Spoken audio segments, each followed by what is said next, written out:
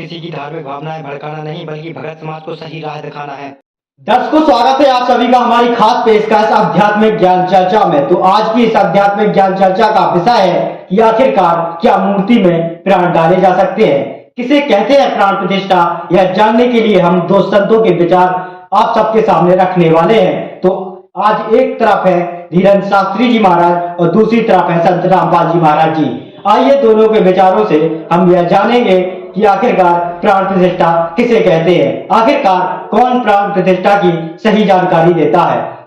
आइए वीडियो शुरू करते हैं और जानते हैं सबसे पहले विचार धीरेन्द्र शास्त्री जी महाराज जी के। दादा गुरु जी कहते थे कि आचार्य और ब्राह्मण बड़े बड़े वेद मंत्र बोले,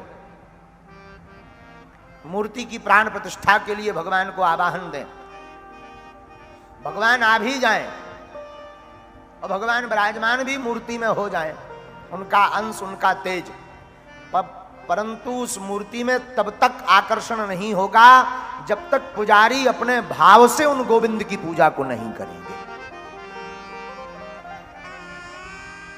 और फिर गुरुदेव भगवान बोलते हैं कि मंत्रों की प्राण प्रतिष्ठा हो या ना हो, वेद मंत्र बोले जाएं या ना बोले जाएं, और अगर भाव से ठाकुर की प्रतिष्ठा कर दी तो ठाकुर उसमें भी प्रकट हो जाते हैं। दर्शकों, अभी आपने सुने धीरेन्द्र शास्त्री जी महाराज जी के विचार। आइए अब सुनते हैं संत रामपाल जी महाराज जी के विचार। और मूर्ति स्थापना कर दी, अगले दिन उसकी पूजा करनी थी, वो प्राण प्रतिष्ठा का है ना, वो करनी थी। देख अकल हमारी जा रही, हमारी कारीगर तो मूर्ति बनावे और पुजारी उसमें प्राण डाले और फिर हम पूजा उस पत्थर ने। बता, ये थी पूजा हमारी। प्राण उसमें प्राण प्रतिष्ठित करे था, करें पुजारी आगे भी इसमें प्राण डाल दिए, फिर भगवान खा करेगा जब हमने प्राण डाल दिए उसमें। अकल मारी जा रही थी हमारी, कोई ज्ञान नहीं था, कोई आधार नहीं था। अब जैसे मूर्ति रख दी भगवान की, श्री कृष्ण जी की, विष्णु जी की, तो हमने स्वीकार कर लिया। विष्णु जी के गुणगान उन्होंने सुनाए, हमें मान लिया। कहाँ से सुनाए उन्होंने विष्णु जी और ब्रह्मा शिव जी के गुणगान, गुण कहाँ से सुनाए? विष्णु पुराण से विष्णु जी के, शिव पुराण से शिव जी के। तो किसी ने बताया कि भगवान की मूर्ति है, इसी की पूजा से तेरा मोक्ष हो जाएगा। हमने वो भी शुरू कर दिया। ये भूल थी, ये गलत था। मूर्ति बुरी नहीं, मूर्ति की पूजा गलत है। मूर्ति का होना अनिवार्य है। मूर्ति से हमें प्रेरणा मिलती है। जैसे हम किसी सूरवीर की मूर्ति देखते हैं, चित्र देखते हैं, और उनके गुणों से हम परिचित होते ही हैं, तो गुणों से परिचित होने से उसकी मूर्ति देखते ही हमारे अंदर भी वैसा ही भाव बन जाता है। जैसे हम सेब की मूर्ति देखते हैं, आम का चित्र देखते हैं, आम की मूर्ति देखते हैं, तो हमारे अंदर उसके गुणों का ज्ञान होते ही उसको पाने की भी इच्छा बढ़ जाती है। तो ऐसे ही जो मूर्ति भगवान की, विष्णु जी की, शिव जी की, कृष्ण जी की, राम जी की, हमारे को हम जिसकी पूजा करते थे वो पूजा नहीं करनी थी।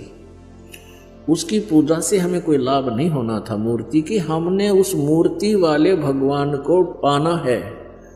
उस मूर्ति वाले भगवान को पाने से हमें उसके गुणों का, उन गुणों का गुण प्राप्त होंगे, उससे लाभ प्राप्त होगा। जैसे आम की मूर्ति है, सेब की मूर्ति है, हमने उस मूर्ति की पूजा से कोई लाभ नहीं होगा। वो तो इतना ज्ञान करा देगी कि ये सेब है, ये आम है, ये मीठा होता है, इसके ये गुण है। अब मूर्ति वाले सेब को ढूंढना पड़ेगा, ओरिजिनल को, तब हमारा पेट भरेगा। तो कबीर परमात्मा जी मूर्ति के विरोधी नहीं थे, मूर्ति पूजा के विरोधी थे। इन ढीठ लोगों ने हमें इतना रूढ़िवादी बना दिया कि हम केवल मूर्ति की ही उसी का घंटी वंटी बजा कर, उसके तिलक तिलक ला के श्रृंगार करने में लागे रहते। इतने उसके श्रृंगार में लाग गए, इतने ठीक है, खराब हो रही हो तो पोछा मार दे, कपड़ा साफ करके प्रणाम करो मूर्ति को, क्योंकि भगवान को उस मूर्ति को प्रणाम कर, परमात्मा को प्रणाम होता है। ये श्रद्धा हमारी बनती है, भाव बनता है। लेकिन पूजा और सत्कार में अंतर होता है। पूजा और सत्कार में बहुत अंतर होता है। तो ऐसे हमने पूजा नहीं करनी, सत्कार करने से हमारे अंदर विनम्रता बनी रहेगी। भगवान सामने दिखाई दें जैसे मूर्ति है और सामने भगवान ही आ जाए तो हमारा ऐसे ही भाव रहे जैसे मूर्ति नहीं, ये परमात्मा आखड़े हुए। लेकिन लाभ मिलेगा भगवान से ही। वो मिलेगा कैसे परमात्मा? उसके पाने की वे ऑफ वर्शिप गीता जी में बहुत अच्छी वर्णित है। जैसे गीता जी अध्याय नंबर 8 के श्लोक नंबर 13 में कहा, गीता ज्ञानदाता ब्रह्म कहता है मेरी पूजा करनी है, मेरा केवल एक ओम मंत्र है, बस, नथिंग एल्स। और 8वें अध्याय के 3 श्लोक में जिस परम अक्षर ब्रह्म के बारे में बताया है उसकी पूजा करनी है, तो 17वें अध्याय के 23वें श्लोक में कहा कि ओम तत्सत इति निर्देश है ब्रह्म त्रिविध समर्थ है।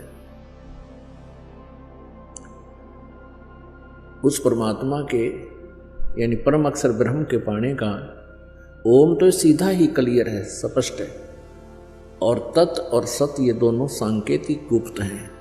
ये दास बताएगा, वास्तविक ये कोड वर्ड है। तो ओम और तत् ये 2 अक्षर मिलकर के सतनाम बन जाता है। ये सतनाम कोई जाप करने का नहीं है। और ये ओम ब्रह्म का जाप है, ये तत् सांकेतिक जो दास बताता है, जिसको सतनाम प्राप्त है उनको पता है।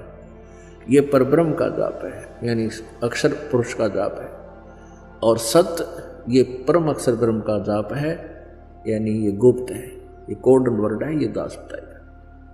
हमने उस परमात्मा को पाना है,